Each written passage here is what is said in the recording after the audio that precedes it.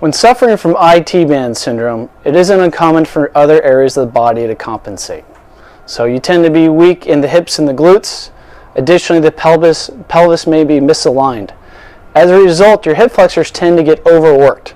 So a lot of people tend to stretch the hamstrings and the glutes, but it's really important to stretch your hip flexors. They're part of the kinetic chain, and overall it'll help your recovery. So the following stretch focuses on stretching the hip flexors.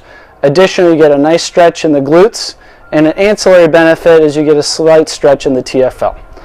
So we're going to start in position 1. Position 1 is a basic lunge position.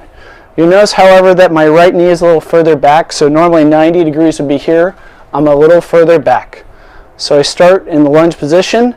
Now to accentuate the stretch, I'm going to push forward on the left leg, and I can get a nice deep stretch on that right side and move into the hip flexor.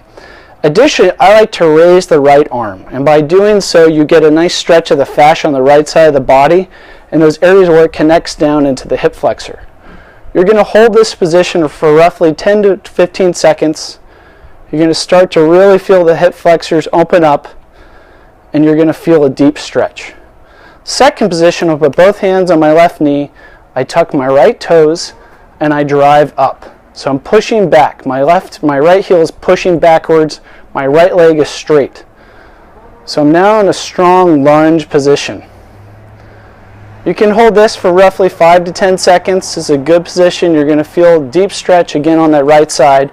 And then we move into the third position, which is runner's pose. So I bring my arms down. I'm in runner's pose. And you can gently start to rock a bit. You can move that left leg into the socket, and it feels very good. Additionally, when you're here, you're going to start to feel a stretch in the left hamstring, and also you're going to still feel that deep stretch in the hip flexor.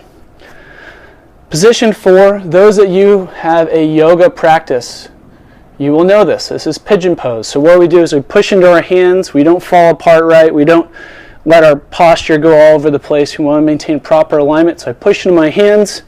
I bring my left leg across, and I bring my right leg down.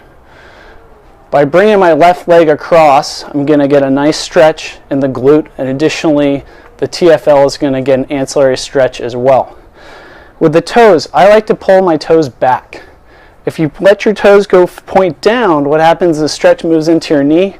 I don't like to have the stretch move into my knee since I had my knee reconstructed. So I like to move that foot up.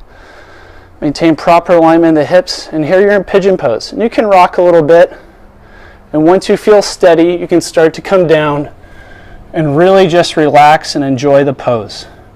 You can hang out here for 15 to 20 seconds.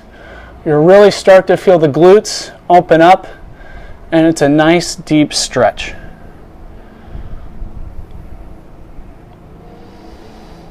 When doing this, however, I don't want it. Some people have really open hips, so notice their glutes will go down all the way, and they're able to maintain proper hip alignment. Whatever you do, maintain proper alignment. So for me, my hips are tight. This is as far as I'm going to go. If your glute can go down and you maintain proper alignment, that's perfect. And now, how do we get up? We come back, we push into our hands, and we drive back, and we're going to do the other side. So I'm just going to repeat it and show you the same routine on the other side.